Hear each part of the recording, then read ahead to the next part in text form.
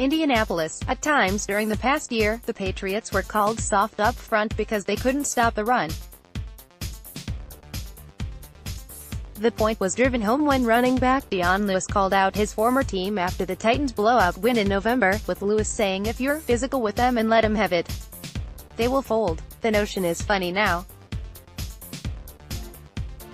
because all during the postseason championship run, there was no tougher or more physical team in the trenches than the Patriots on both sides of the ball.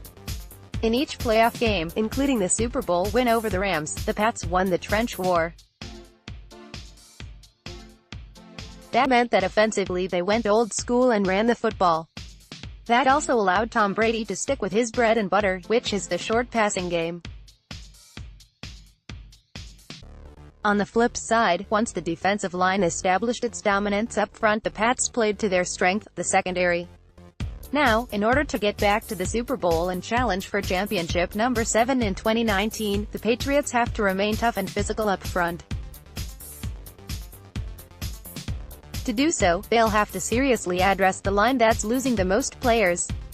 With two of their big guys in the middle, Malcolm Brown and Danny Shelton, heading to free agency, and edge guy, swingman Trey Flowers also testing those waters, restocking the defensive line is one of their biggest priorities during this offseason.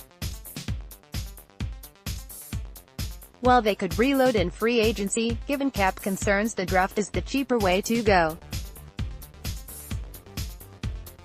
And, as luck would have it, this particular draft is loaded with defensive talent up front. Oakland Raiders GM Mike Mayock, formerly NFL Network's draft guru, gushed over the prospects Wednesday.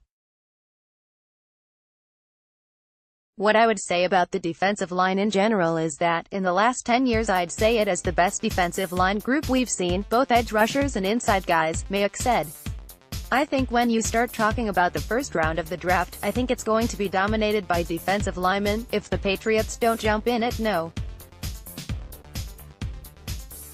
32 with a tackle or edge rusher, they have 5 more picks in rounds 2 and 3 to get some help for the line."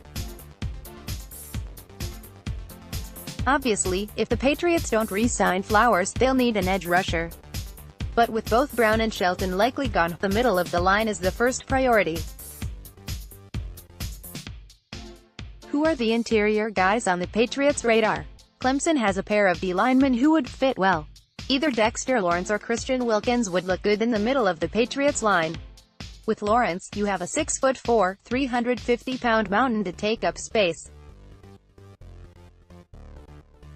There's one red flag, however. He tested positive for a banned substance, and was suspended for his team's final 2 games, along with the playoff and championship game. He also didn't help himself, coming away with a reported minor quad injury on his first attempt during the 40-yard dash Sunday. Even with all that, he certainly doesn't lack for confidence. "I feel like I call myself a once-in-a-decade type of player," Lawrence told the media Saturday. "I feel like the way I try to master the game, the way I try to master my techniques, it's just different than a lot of guys.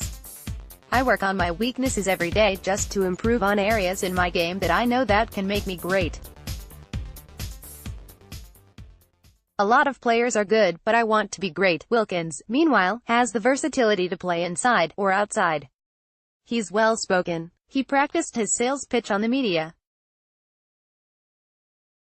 "If a team invests in me, I just want them to know they're investing in so much more than just the ability I have on the football field, but to also improve the culture," said Wilkins. "I feel I'm the type of guy you want in your locker room, you want on your team. I'm someone who's extremely committed to be the best at my craft, and to serve others. That's my goal. That's what I plan to do." Another versatile player along the line is BC's Zach Allen, who played outside this year, but has also played inside. The Patriots have met with him. Also in the mix are Ohio State's Draymond Jones, Notre Dame's Jerry Tillery, Miami's Gerald Willis, and Kansas' Daniel Wise, younger brother of Patriot Dedrick Wise. The Patriots had formal sessions at the Combine with these prospects. Jones makes sense given the Greg Schiano connection. Schiano was on hand watching the workouts with Belichick on Saturday. Buckeyes teammate Nick Bosa, who could go first overall in the draft, called Jones the best interior rusher in the draft. "I watched him every day at practice. You just don't see interior guys with the hips and hands that he has," said Bosa. "I've been talking him up really good to a bunch of teams because he's my best friend. People have been asking, who would you bring to war?